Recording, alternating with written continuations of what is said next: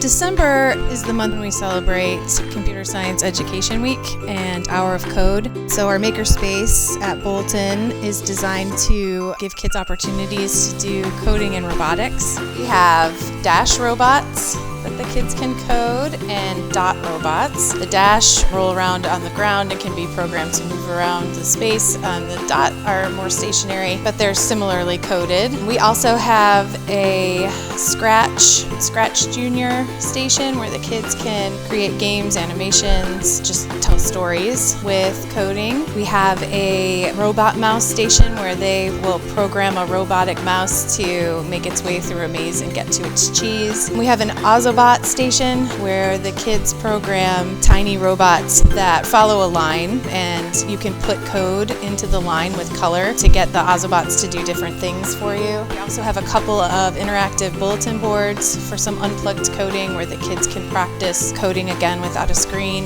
And then we have a station where the kids can create their initials using binary code with beads and then string the beads onto a bracelet that they can wear when they leave.